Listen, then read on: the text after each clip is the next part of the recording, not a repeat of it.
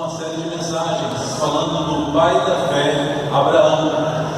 Abraão, homem de Deus, que Deus o escolheu com um propósito maravilhoso de fazer dele o pai de multidões, e a partir de Abraão cumprir o plano eterno, o plano redentor de Deus para a humanidade. A promessa que Deus tinha dado lá no Jardim do Éden, de que haveria alguém que esmagaria a cabeça da serpente, começa a ser cumprida em Abraão, quando Deus o chama, o tira do meio da sua parentela e diz para que ele fosse para uma terra que o Senhor lhe mostraria. E Deus faz a esse homem 3 promessas. Eu quero recapitular que vimos na semana passada e dar continuidade hoje na leitura de Gênesis capítulo 12 em diante, que narra a história de Abraão. Na semana passada, o tema da nossa reflexão foi esse: um homem escolhido para um plano redentor. É maravilhoso ver como Deus retira Abraão e o escolhe, não por suas qualidades naturais, mas de uma forma soberana que não podemos explicar. Deus olha para Abraão e julga que ele fosse capaz ou digno de, a partir dele, ser dado início ao plano redentor do Senhor, que culminaria com o nascimento do nosso Senhor Jesus Cristo, a partir da história de Abraão. Então vimos ali na linha do tempo que a história de Abraão, contando uma contagem de anos anterior ao nascimento de Jesus, ela está a mais ou menos 2166 anos do nascimento de Cristo. Também vimos então que Deus faz 3 promessas a Abraão: a promessa de fazer dele o pai de multidões, o pai de uma grande nação, e dele, a partir dele, todas as nações da terra seriam benditas. E isso cumprimos na vida do Senhor Jesus. Também, pela uma questão de obediência e fé, Abraão então sai do meio da sua parentela e vai para uma terra que o Senhor lhe mostraria. Deus prometeu então a Abraão essas 3 coisas: uma terra, uma grande família, que ele seria pai de uma grande nação, e também que a partir dele todas as nações seriam benditas.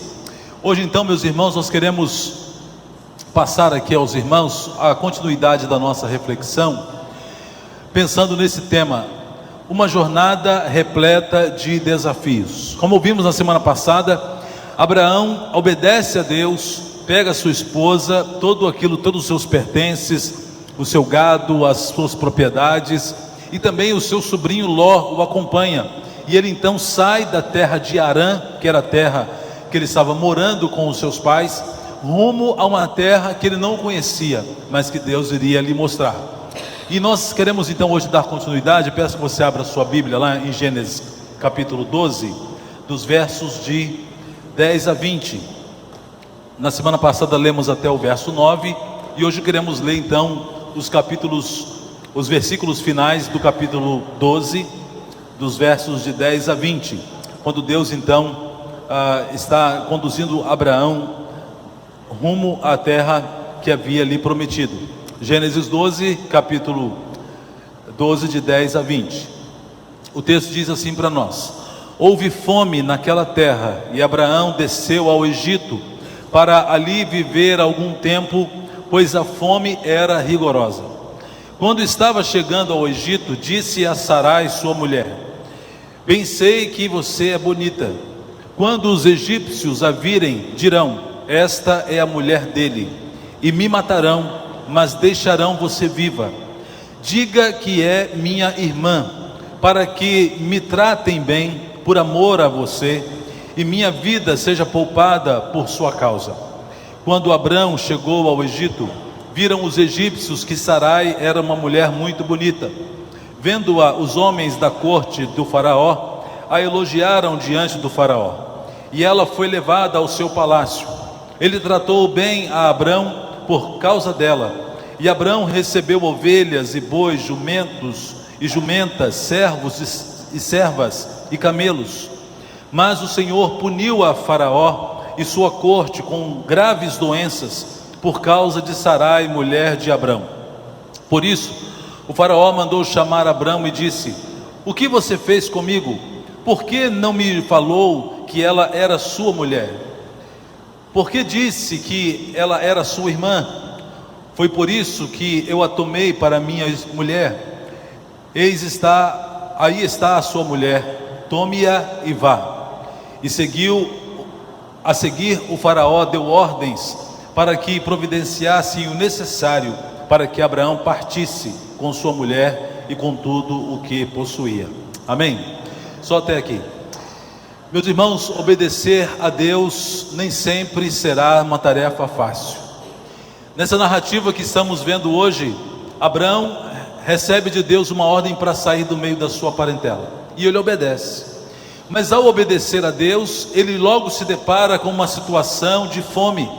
A terra tão prometida pelo Senhor, para a qual o levaria, ele se depara com uma situação de escassez, de fome tremenda na região onde ele estava, e Abraão toma uma decisão, que nós vamos ver logo adiante, se foi mesmo uma decisão acertada, e se foi mesmo uma direção de Deus. Mas assim como aconteceu com Abraão e com muitos heróis da fé, nem sempre quando obedecemos a Deus, quando estamos no centro da vontade de Deus, isso não significa necessariamente isenção de lutas, isenção de problemas. Crente também passa por luta. Essa história dessa famigerada, detestável, repreensível teologia da prosperidade, que eu não me canso de adjetivá-la com os piores adjetivos, de tanto que a detesto. Essa história de que crente, que servo de Deus não fica doente, que não passa dificuldade financeira, isso não tem nenhum fundamento bíblico.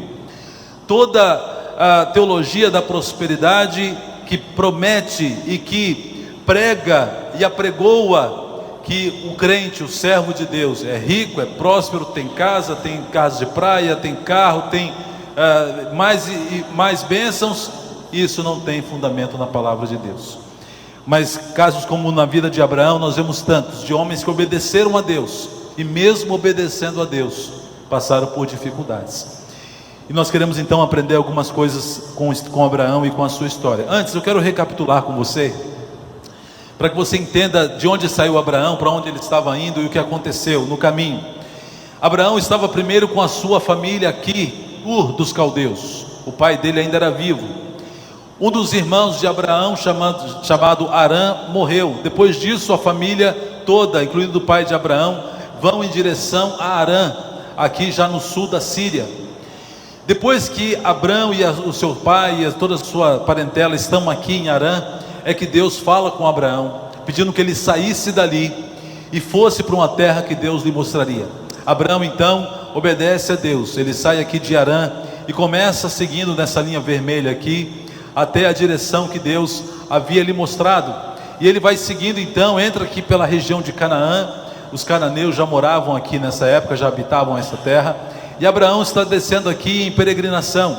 Aqui onde está esse quadrado branco, eu vou fazer o zoom aqui, um detalhe. O texto que os versos 7 até o verso 9 diz que ele atravessou então a região do lugar chamado de Manre, em Siquém. Siquém está aqui no alto aqui, um pouco depois do mar da Galileia. Em Siquém, depois ele passa então a terra dos cananeus. Deus então aparece para Abraão aqui em Siquém. Ele continua descendo, chega até Betel. Em Betel, Deus fala com ele e ele ergue um altar ao Senhor aqui em Betel. E depois ele desce em região, descendo na região do Neguebe. Neguebe é um grande deserto, um local naturalmente de muita escassez mesmo. E Abraão, dirigido por Deus, ele desce a região do Neguebe. Quando chega ali nessa região, ele se depara com uma grande seca, com uma grande fome. E ele toma a decisão de descer ao Egito, e assim chega até as terras do Egito, e acontece tudo isso que nós lemos aqui no texto de hoje. Então, em primeiro lugar, na crise, Deus providencia um refúgio. Quando eu e você estamos em crise, não se desespere, Deus proverá um refúgio. Assim acontece comigo, assim acontece com você, assim fez Deus com Abraão. Na hora de maior crise que ele passou, Deus abriu uma porta de escape para ele, como ele abre também para mim e para você. O texto diz: houve fome naquela terra e Abraão desceu ao Egito para ali viver algum tempo, pois a fome era rigorosa, segundo diz o texto aí do verso 10. Meus irmãos, Abraão estava agora num dilema. Ele havia obedecido a Deus. Imagine a situação dele com a sua esposa, com os seus servos, com aqueles que o seguiam, incluindo o seu sobrinho Ló, de agora verem aquela situação, mas os questionamentos deviam ser muitos. Mas Abraão, Deus não falou com você que ia te dar uma terra próspera, que ia te dar uma terra maravilhosa? E olha aqui onde nós estamos, passando fome, um local de seca, de escassez. O que está acontecendo? Imagine o quanto a fé de Abraão estava sendo questionada. Não é assim comigo, com você também? Quando nós nos aproximamos de Deus, às vezes passamos por lutas tremendas, e aqueles que não conhecem a nossa fé, não conhecem o Senhor, começam a questionar você. Mas agora que você está na igreja, a situação sua está pior do que antes. Antes você estava empregado, agora ficou desempregado. Antes você tinha um carro, agora você está andando a pé. Antes você tinha uma condição financeira melhor e agora está pior.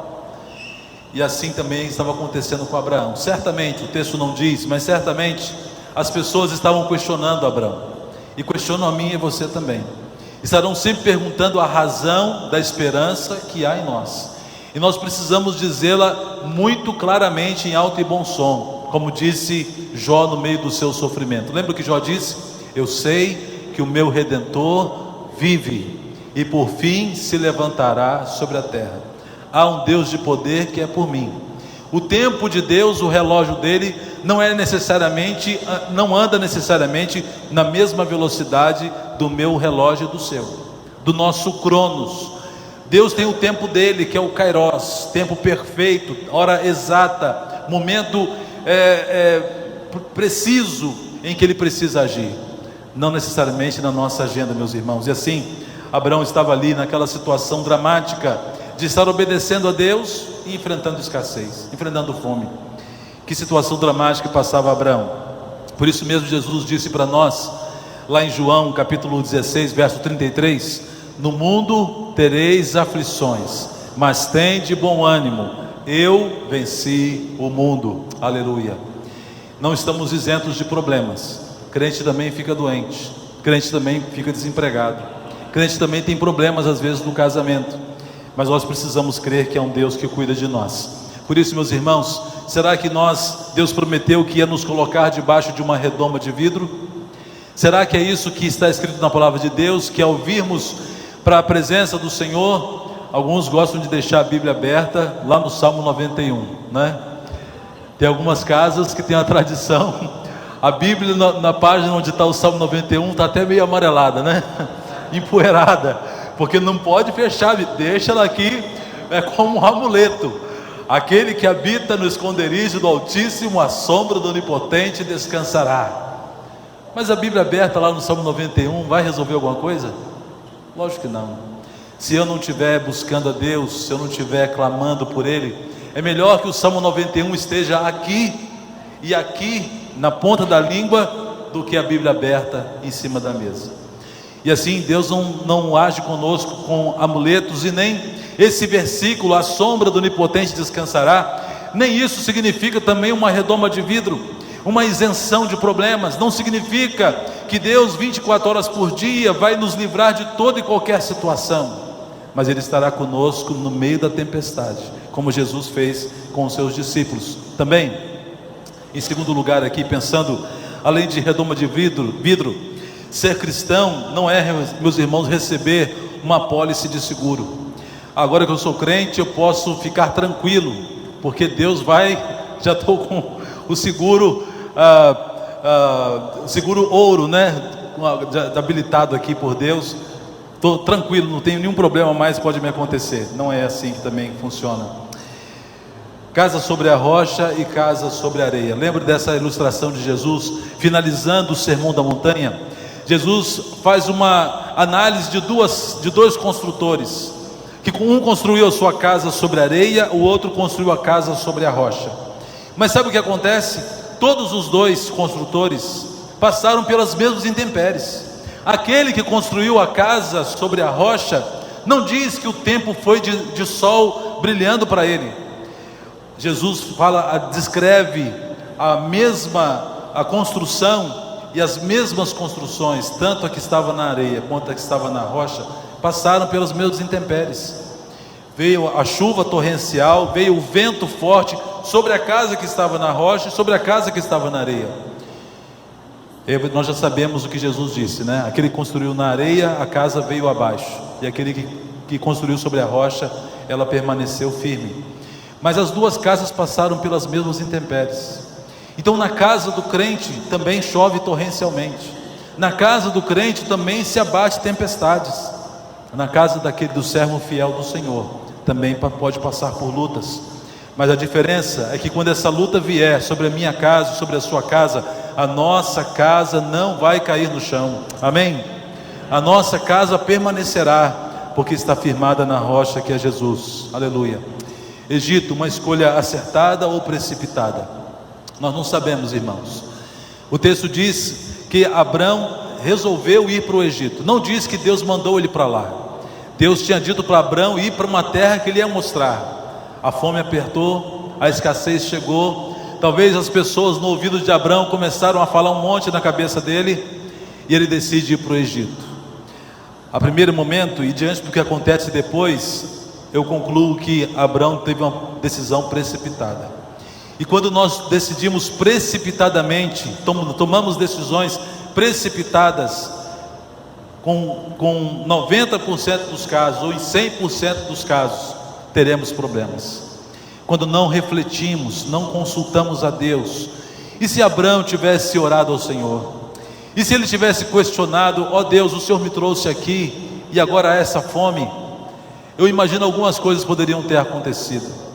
Talvez o maná que só seria derramado sobre o povo quando eles estavam indo para a terra prometida, talvez Deus tinha derramado ali naquele dia, quando Abrão ainda nem sabia que o povo de Israel seria formado a partir dele.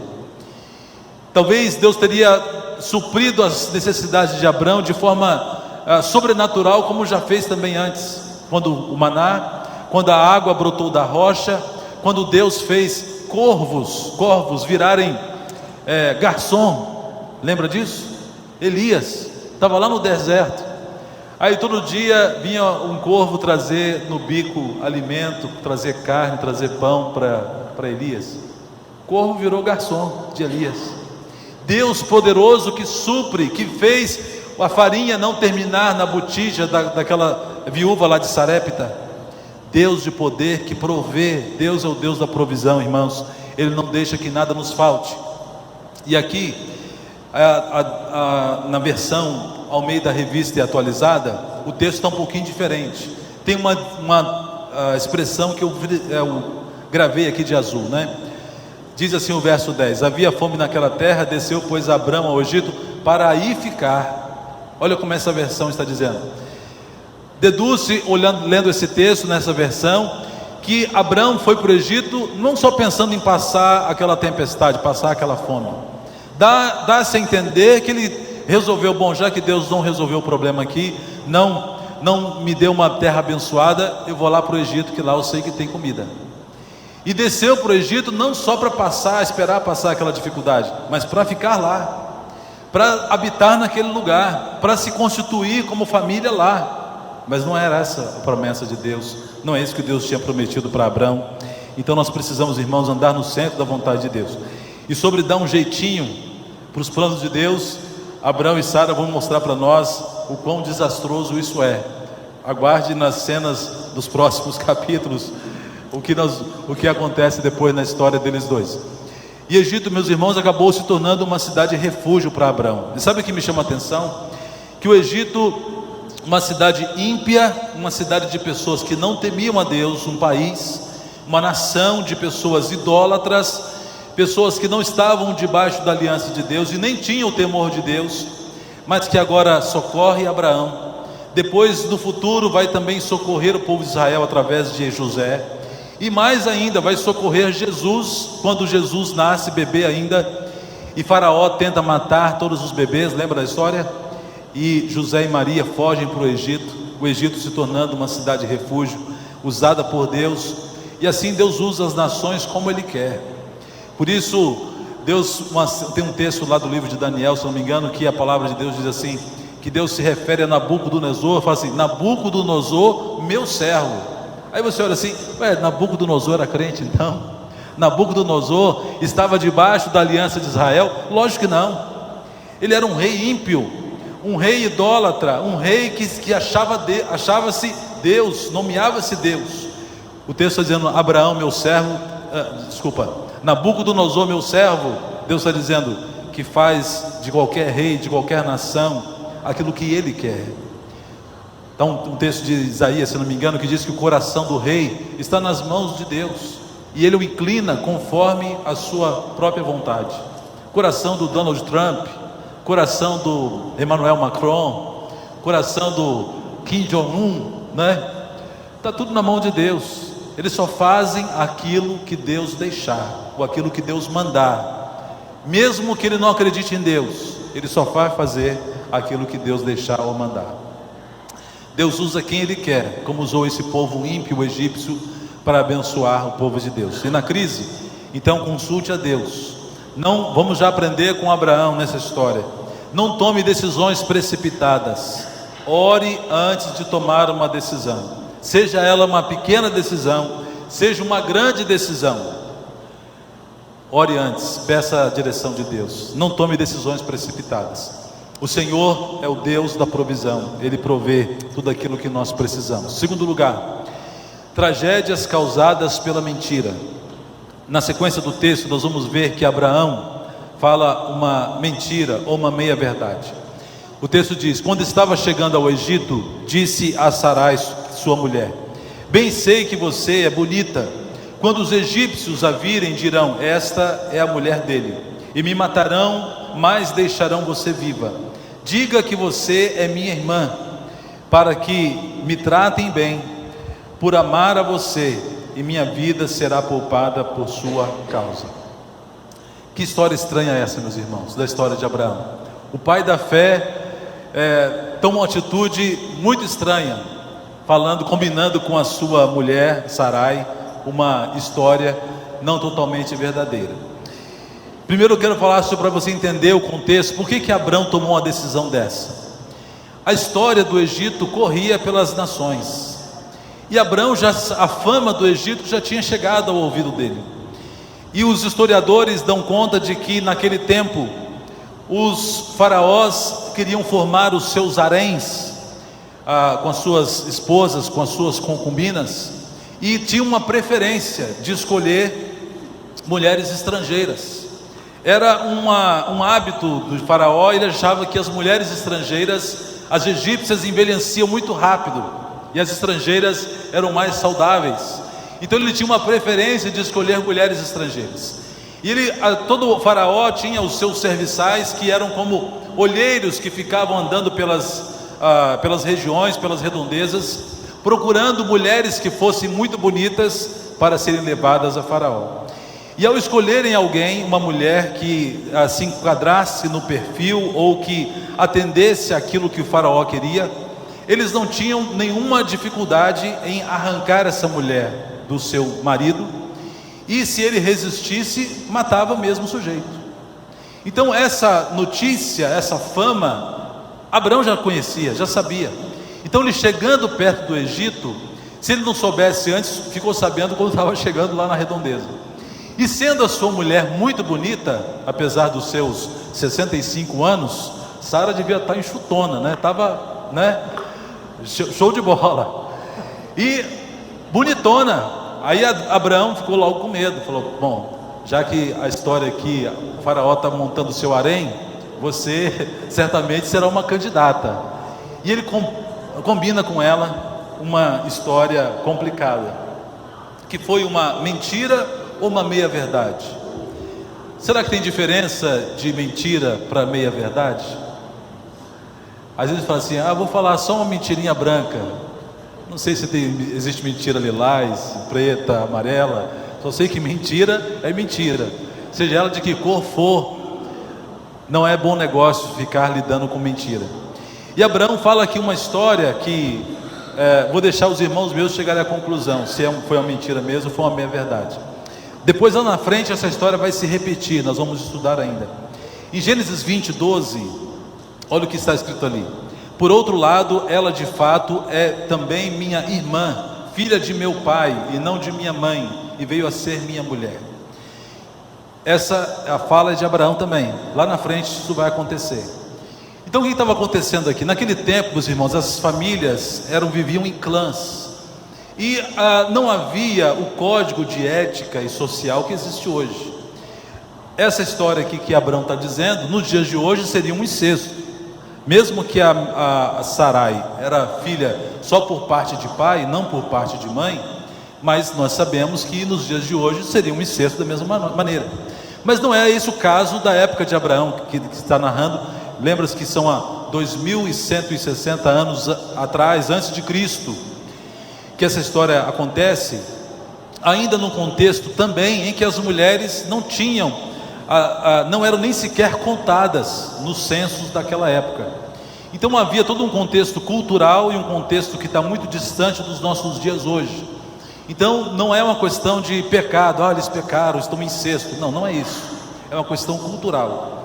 Então as pessoas se relacionavam dentro dos próprios clãs. Inclusive quando Abraão depois que Isaac vai se casar, Abraão escolhe um servo e manda que esse servo vá lá na terra dos parentes dele, para encontrar uma esposa para Isaac lá. E Rebeca é encontrada lá no meio da clã da família de Abraão. Então essa história, Abraão não estava dizendo totalmente uma mentira, porque ele estava se evocando, fazendo valer esse aspecto de que Sarai era filha por parte de pai, mas ela era sua esposa. Então para mim ele mentiu mesmo que ela fosse uma meia-irmã. O que aconteceu ali, meus irmãos, no coração do pai da fé, foi que ele se preocupou, temeu pelo pescoço dele e resolveu ter uma saída que pudesse livrar o pescoço dele de todo mundo. Isso acontece, meus irmãos, quando a gente anda fora da vontade de Deus, quando a gente começa a desobedecer. Se Abraão tivesse ficado lá em Canaã, enfrentando a crise, clamando a Deus, não tivesse inventado de ir para o Egito, talvez essa história não estaria acontecendo, certamente não estaria. A Bíblia então, meus irmãos, ela não esconde os erros dos seus heróis. A maravilha da palavra de Deus é essa. Não sei se você já leu um livro, eu esqueci o nome do autor agora, não sei se é o John Bunyan, não vou me lembrar agora. E ele escreveu um livro dos heróis da fé. E a forma que ele narra o perfil, não dos heróis da Bíblia, da história do cristianismo, e a forma como ele narra é de uma forma tão épica e tão irrepreensível, irretocável, que chega a soar artificial demais, porque não existem pessoas tão perfeitas assim como são narradas naquele livro. Mas enfim, fechando parênteses aqui, a Bíblia também mostra os erros, como erros de Moisés, que matou um egípcio, o erro de Davi, que adulterou com Batseba, o erro de Salomão, que teve 1000 mulheres e se afastou de Deus e teve uma vida, no final da sua vida, tão triste.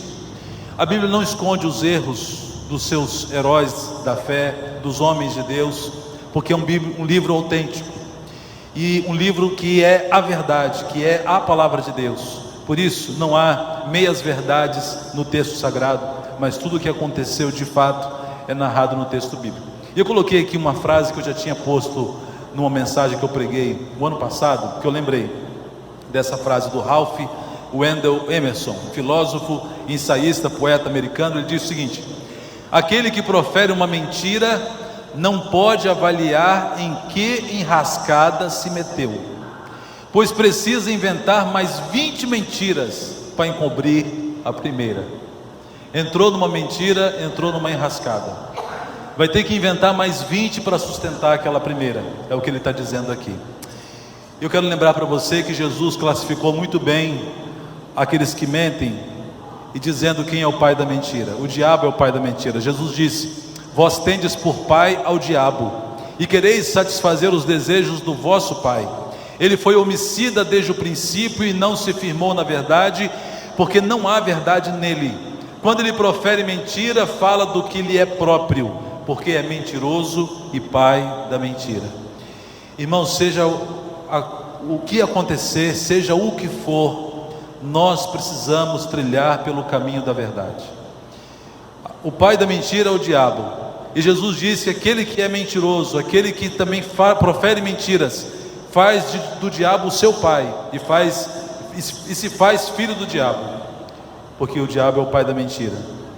E a gente tem visto na nossa história recente quantas mentiras têm sido proferidas por aí, quantas mentiras revestidas com ar de verdade, homens que chegam diante da mídia e com cara deslavada, simplesmente dizem: eu não sei o que foi isso. E esses milhões na sua conta? Não sei o que eram. E esse apartamento aqui? Eu não sei também não, é só dos meus amigos. Isso aqui é do meu amigo também. E ainda coloca a culpa na mulher que morreu. Foi a minha mulher que fez isso aí. E tantas outras mentiras deslavadas que estão circulando por aí. E eu achei aqui uma parábola interessante, você já deve ter lido, e eu queria ler rapidamente para você. Disse que ser uma parábola judaica sobre verdade, da verdade e da mentira. O texto diz assim: certa vez a mentira e a verdade se encontraram. A mentira disse para a verdade: bom dia, dona Verdade. E a verdade foi conferir se realmente era um bom dia. Olhou para o alto, não viu nuvens de chuva e havia pássaros cantando. Ao ver que realmente tratava-se de um bom dia, respondeu à mentira: bom dia, dona Mentira. A mentira prosseguiu: está muito calor hoje. E a verdade, percebendo que a mentira estava certa pela segunda vez, relaxou. A mentira então convidou a verdade para um banho no rio. Despiu-se de suas roupas, das suas vestes, e pulou na água e disse: venha, verdade, a água está uma delícia. A verdade já estava relaxada, né? E assim que a verdade, sem suspeitar, tirou suas vestes e mergulhou, a mentira saiu da água, vestiu-se com as roupas da verdade e foi-se embora. A verdade, por sua vez, recusou-se a vestir-se com as vestes da mentira, e por não ter do que se envergonhar, saiu nua a caminhar pelas ruas e vilas. E desde então, é por isso que nos olhos de muita gente é mais fácil aceitar a mentira vestida de verdade do que a verdade nua e crua. Muito bom essa parábola, né? Para a gente refletir. Não é isso que acontece hoje? O mundo está se especializando em pegar a mentira e vesti-la de verdade. E de tanto insistir em certas mentiras, a gente começa a acreditar e achar que é verdade. A gente começa a achar que está certo. Começa um bombardeio tão grande sobre ideologia de gênero, um bombardeio tão grande sobre uma normalidade daquilo que é anormal, de famílias homoafetivas, querer colocar isso como algo normal, e não é. Não é normal, não é natural, não é bíblico, não é abençoado por Deus. E pessoas começam a bombardear a mente da gente de forma tão intensa, repetitiva, incisiva, que alguns começam a achar: isso mesmo, não, as pessoas têm direito, não, tudo bem, está certo. Meus irmãos, nós precisamos ser os guardiões da verdade, ainda que ela nua e crua seja dolorida, e a sua ação e o seu agir em nós cause dores, mas é a verdade, porque servimos a um Deus que se auto-intitulou como a verdade. A verdade para nós, ela é uma pessoa, e essa pessoa é Jesus Cristo, nosso Senhor. Jesus disse: eu sou o caminho, a verdade e a vida. Jesus é a verdade. Qualquer coisa fora da verdade já está na direção do diabo, que é o pai da mentira. Então eu e você precisamos colocar os nossos olhos fixos em Jesus e não capitularmos e não andarmos segundo o pensamento da mentira. E eles então levaram a mulher de Abraão. Tudo aquilo que Abraão havia imaginado que aconteceria, aconteceu mesmo. Assim que eles entram no Egito, os oficiais de Faraó, os espias que estavam procurando as mulheres para o seu harém, bateram os olhos em Sara e viram que ela era bonita mesmo. E logo perguntaram quem ela era. Abraão disse que era sua irmã, e eles a levaram para o palácio de Faraó. E eu fico perguntando, será que isso era plano de Deus? Será que era assim que Deus tinha planejado a história de Abrão e de Sara? Eu acredito que não, meus irmãos. Resultado de ações desastrosas, e mais ainda, essa mentira agora dita por Abrão leva ao ponto de a sua esposa ser levada por um harém para ficar à disposição do faraó do Egito. Nós precisamos dizer a verdade, ainda que ela seja difícil e dolorida, mas nós precisamos crer que há um Deus de poder. Terceiro e terminando, mesmo quando falhamos, Deus não nos abandona. É o que o texto mostra a seguir. Veja o que acontece. Mas o Senhor puniu a Faraó e sua corte com grandes doenças por causa de Sarai, mulher de Abrão. Por isso o Faraó mandou chamar Abrão e disse: o que você fez comigo? Por que não me falou que ela era sua mulher? Por que disse que ela era sua irmã? Foi por isso que eu a tomei para ser minha mulher. Aí está a sua mulher, tome-a e vá. Na sequência dos acontecimentos, meus irmãos, havia, segundo pesquisamos e os historiadores dizem, havia uma cerimônia de purificação. Entendemos que o texto não deixa claro isso, mas entendemos e acreditamos que Sara não chegou a ser desposada ou ser tomada efetivamente como mulher ou concubina do faraó. Havia uma cerimônia de purificação. Todas as mulheres que adentravam para um harém de um governante, de um ditador, de um soberano daquela época, elas passavam por um preparo até serem levadas a ele, serem apresentadas a ele. E é nesse momento, nesse intervalo, que Deus intervém. E uma doença se abate sobre Faraó e sobre todos da sua casa, sobre todos os seus servos, pela presença de Sara ali, sendo ela esposa de Abraão. E Deus, com essa intervenção, não permite que ela fosse tocada por Faraó como sua mulher, como sua concubina. Deus intervém. E de uma forma que não é explicada no texto, Faraó descobre a verdade. Não sabemos se foi um sonho, não sabemos se foi os magos, os encantadores, os feiticeiros lá que todo Faraó tinha, mas de alguma maneira a verdade chegou ao conhecimento de Faraó e ele soube que aquela doença estava sobre ele, sobre o seu reino, por causa de Sara e por causa da mentira que Abrão havia contado. E assim Deus então abençoa Abrão, mesmo ele tendo falhado na fé, mesmo ele tendo usado de mentiras. E o que aconteceu então é que ali o faraó então chama Abrão e pergunta por que ele mentiu, e agora devolve a sua esposa a ele e manda que ele saia do Egito.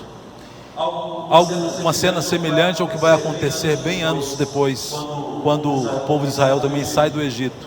E os egípcios, depois da morte dos primogênitos, dão as riquezas deles e entregam tudo que o povo de Israel quis pegar de despojo. Eles entregaram para que se verem livres de uma vez do povo de Israel, depois que os primogênitos morreram. A mesma cena está acontecendo agora com Abrão. Depois dessa tragédia, dessa doença que se abateu sobre Faraó, os detalhes nós não sabemos. De repente ele foi para uma batalha, perdeu a sua batalha. Talvez pessoas do seu reino morreram por causa dessa doença, da mão de Deus pesando ali. A Bíblia não traz detalhes sobre isso, mas ele tem pressa em que Abrão suma dali, saia dali com a sua mulher e não mais tenha problemas para o faraó e para o povo do Egito.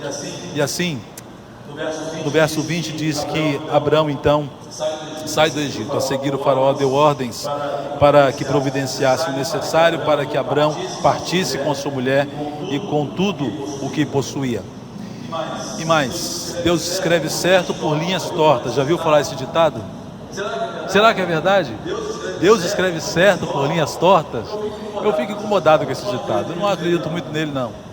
Eu acredito que Deus escreve certo por linhas certas. Deus não pega algo torto e sai escrevendo em cima dele. Deus endireita o que está torto. Se a minha vida está torta, Deus vai endireitar a minha vida primeiro, antes de escrever uma história nova. Se eu estou andando torto, Deus vai resolver essa bagunça primeiro, para depois escrever uma nova história. Deus fez isso com Abraão. Depois dele ter entortado a história dele toda, dele ter ido para o Egito sem ser ordem de Deus, depois dele ter desviado do caminho, Deus pega ele de volta pela mão e leva ele lá para Canaã. É aqui que você tem que ficar. A terra que eu quero te dar não é o Egito, é aqui. Eu mandei você vir para cá, não é para o Egito. E Deus faz isso com amor, como Ele ama a mim e a você. Então, meus irmãos, a misericórdia do Senhor, como diz Jeremias, é a causa de não sermos consumidos. Grande é a sua fidelidade. Deus então é soberano. Agindo Ele, meus irmãos, quem impedirá? Não há como impedir o agir de Deus. Ele é soberano e faz o que Ele quer. Então desafios podem surgir mesmo quando nós estamos obedecendo. Mesmo se você estiver fazendo tudo o que Deus mandou, você pode passar por luta, você pode passar por dificuldade, mas não esmoreça na sua fé, continue crendo. Peça ao Senhor que abençoe os seus planos. Eu gosto muito desse versículo, Provérbios 16, verso 3. Peça ao Senhor que abençoe os seus planos e eles darão certo. Anota aí. Peça ao Senhor que abençoe seus planos e eles darão certo. Não faça planos sem Deus estar no meio ou dirigindo esses planos. E finalizando, seja verdadeiro sempre. Fuja da mentira. A mentira, meus irmãos, só traz sofrimento. A mentira só vai trazer dificuldades.